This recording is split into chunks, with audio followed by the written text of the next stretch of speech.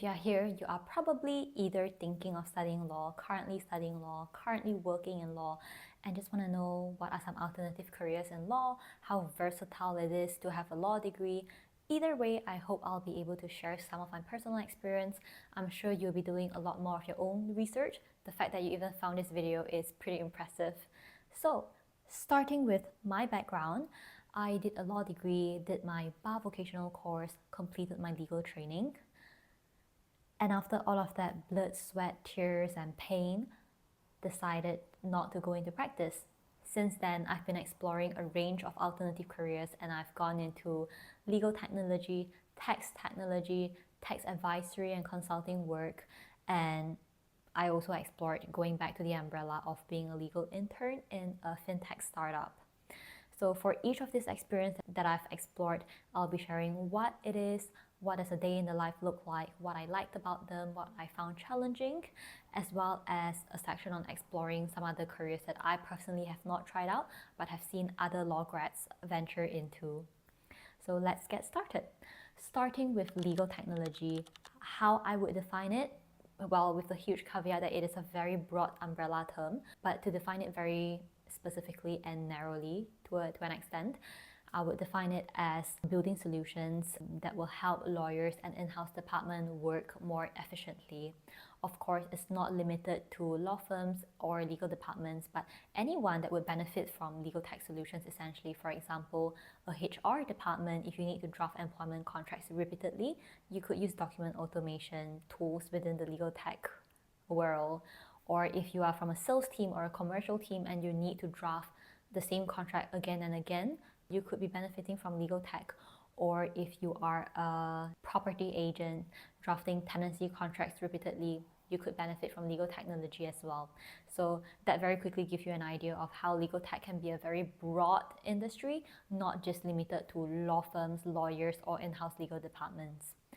In terms of the job titles that you might see within the legal tech industry are things like legal business analyst, legal engineer, legal prompt engineer, legal technologist, document automation specialist, etc. All of them falls under the legal tech world, but might have slightly different job role and job description. From my personal experience, how a day in your life might look like.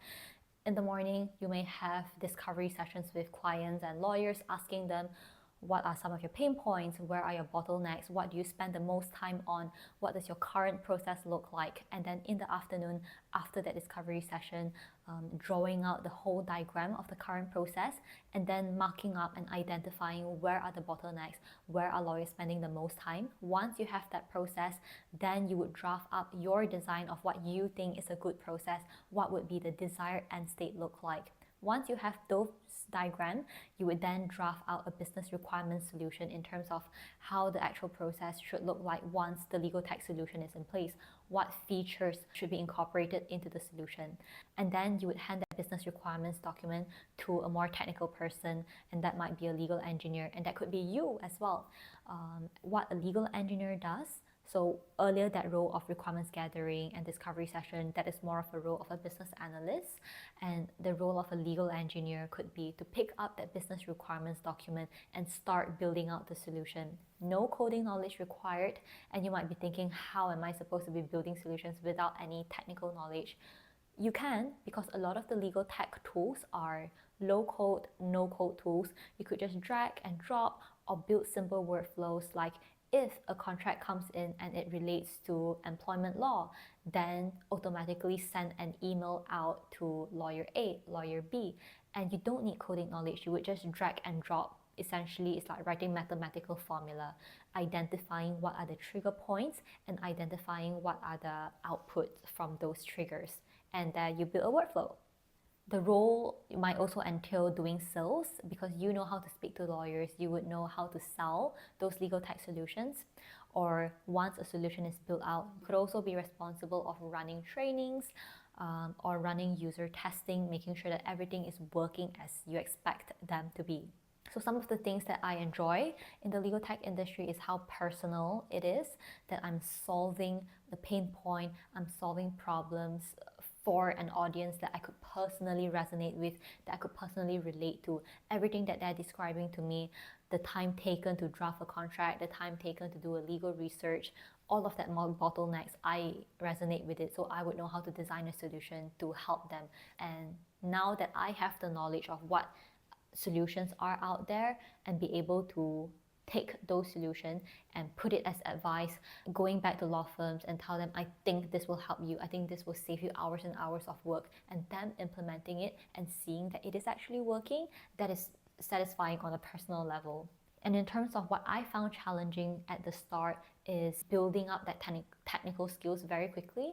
So as a business analyst, I personally find that it would be a lot more helpful if I have a certain level of understanding of the technology that I'm implementing, so that when I go into discovery sessions, I could very easily tell the clients that based on your pain points, these are the features available in the tool. There are some system limitations and this is how we can work around them. So having that technical understanding, and it's not just of one tool or of two tools, you may be working with a range of 5, 8, 10 different legal technology tools. So it's having that level of understanding for each and every one of the tools that you are using and that you are servicing your client.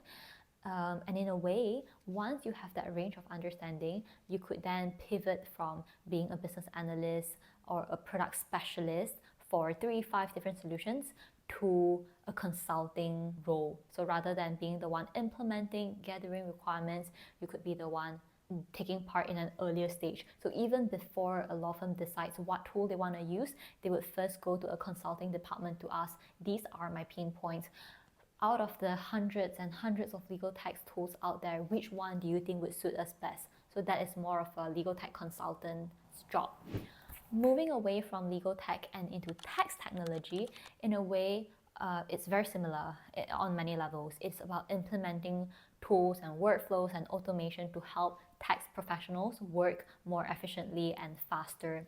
The key difference between legal tech and tax technology, from what I've noticed, is in legal tech, it's a lot about drafting contracts. So you work a lot with Microsoft Word, especially when it comes to document automation or legal research. You would be popping your research into a Word document.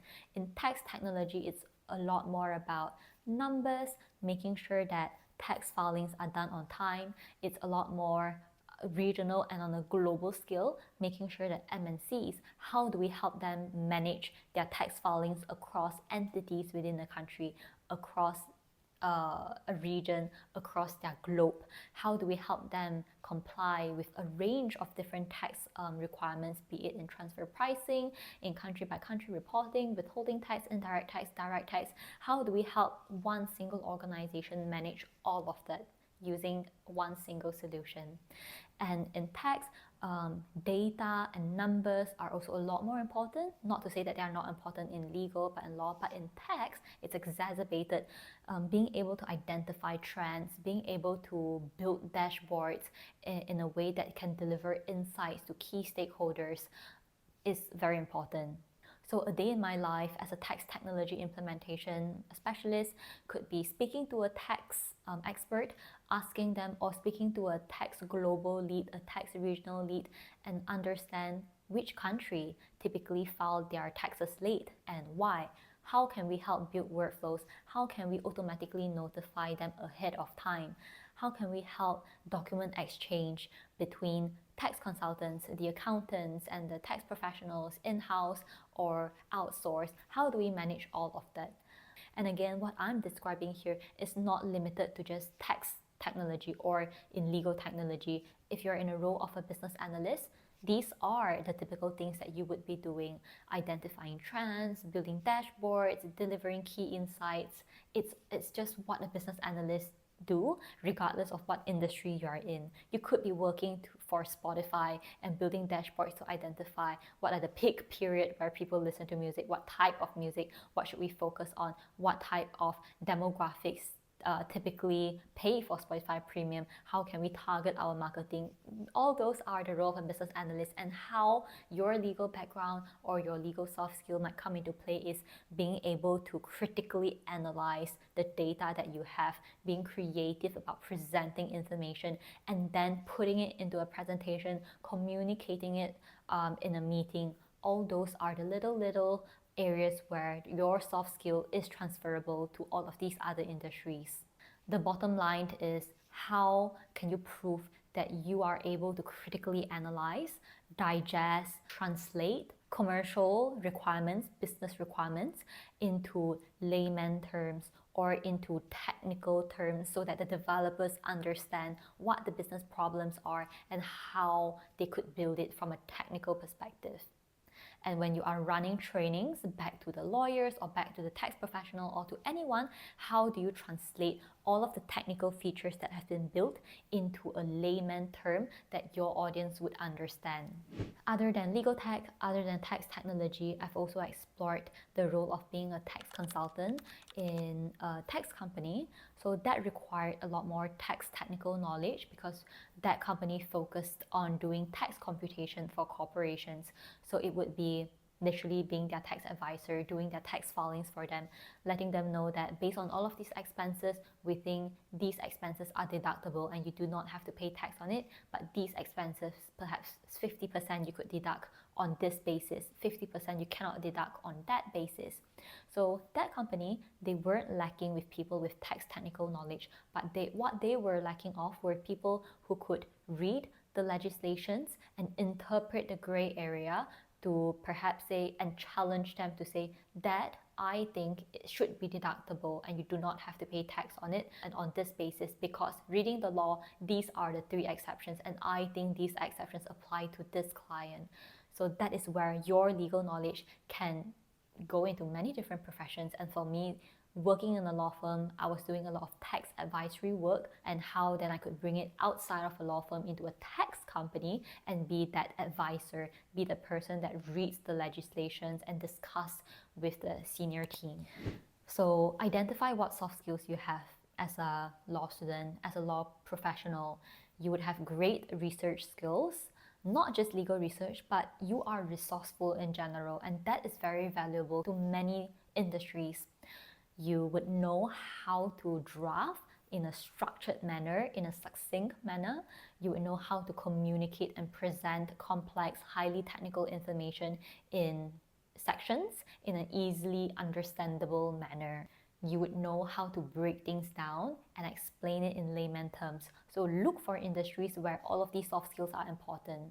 And that could be, if you are good at legal research or attention to detail, that could be going into a bank and doing compliance work, doing quality control work.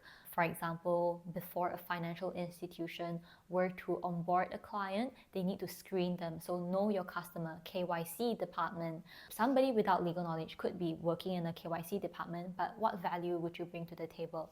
Again, identifying and challenging the team. Why are we putting the client through enhanced due diligence and slowing down the business onboarding of the client?